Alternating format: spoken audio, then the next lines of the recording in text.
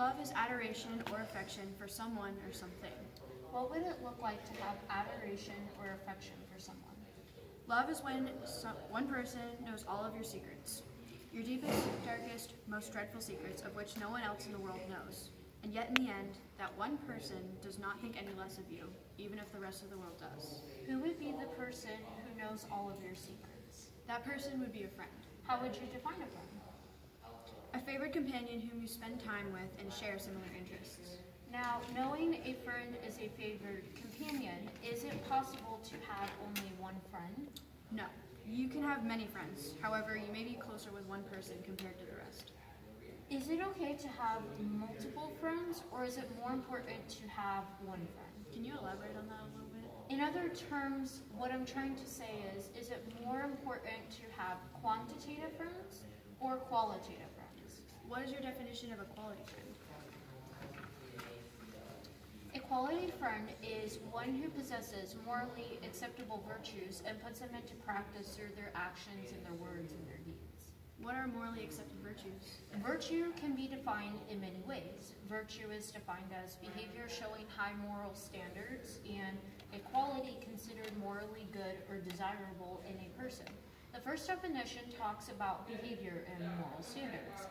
What are some moral standards? This question can cause some division amongst people due to personal beliefs. For example, a Christian and a non-Christian might have some disagreements on moral standards or even some agreements. Christians might believe one thing while a non-Christian might not agree. Are we going to look at virtue from a Christian or a non-Christian perspective? We are going to view it from a Christian perspective. What is the main source for these virtues? The main source comes from the Bible, which is a Christian's source of authority.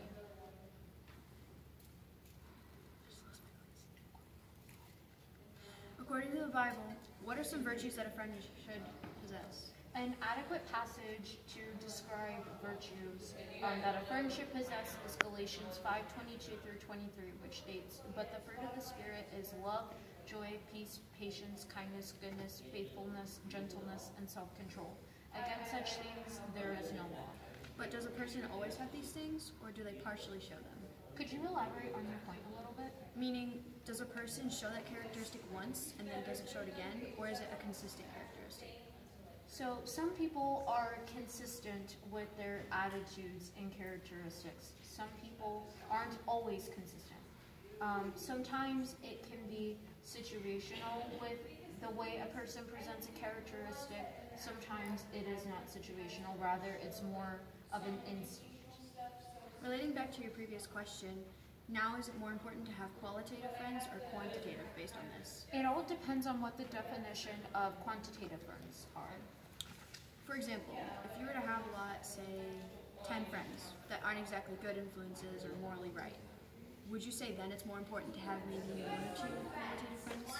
It would be more important to have 1 to 2 qualitative friends. However, what is the true definition of having quantitative friends? Quantitative friends are a group of friends who enjoy your company but do not care about your moral well-being. They may drag you into instances that aren't healthy mentally and not help develop you as a person.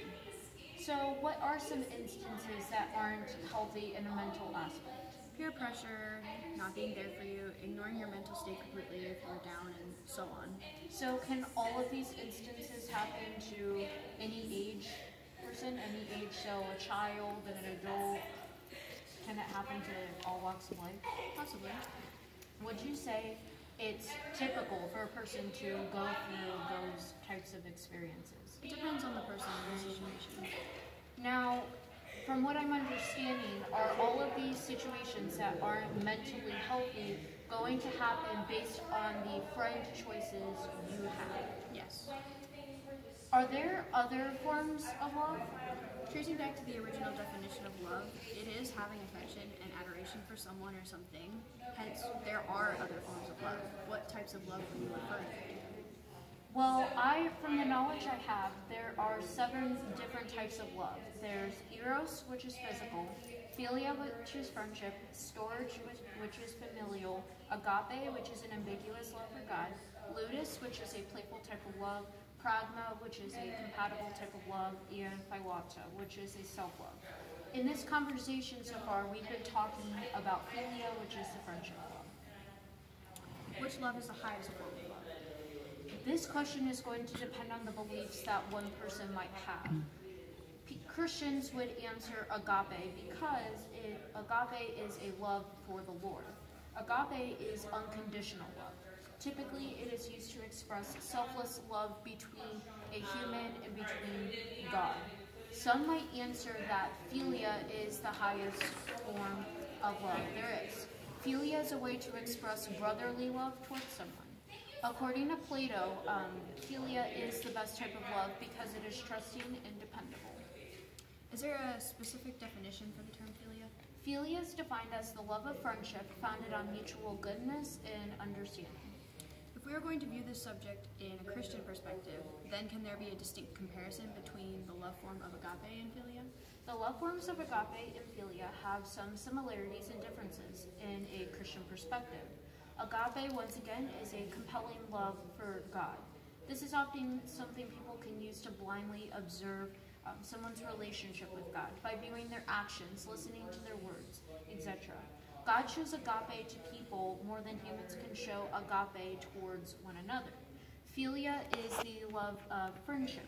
This form of love associates with present people on earth. As the Greeks defined it, it is true brotherly love towards one another. Philia can be applied to anyone, so a family member, a friend, a stranger, etc.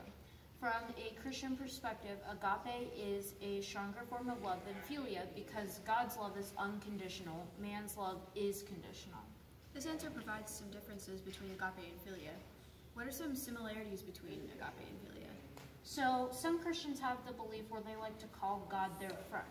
In the Bible, one can find John chapter 15, verses 12 through 15, which states, "This is my commandment, that you love one another as I have loved you.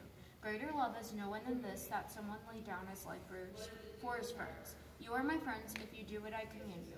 No longer do I call you servants, for the servant does not know what his master is doing. But I have called you friends, for all that I have heard from my Father I have made known to you." God calls people his friends in this passage. He uses the concept of philia towards people, but adds in the main idea of an agape love, if that makes sense. In Christianity, God's love is mainly agape.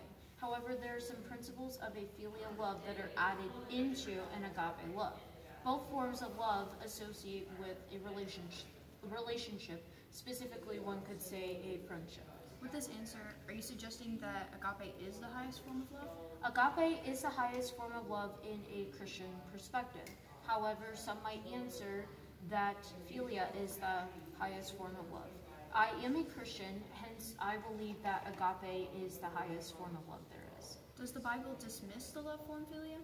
Yes and no. The Bible teaches us that relationships are very important. However, the Bible also teaches that one needs to be careful